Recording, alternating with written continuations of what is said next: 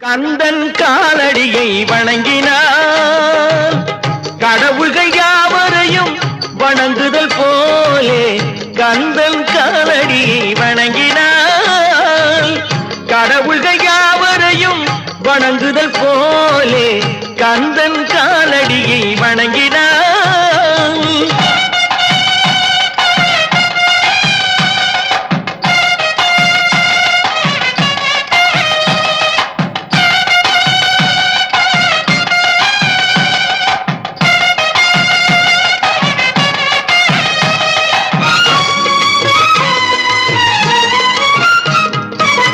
தந்தை பரமனுக்கு சிவகுருநாதன் தாயார் பார்வதியின் சக்திதானே வேலன் சிவசக்திதானே வேலன்.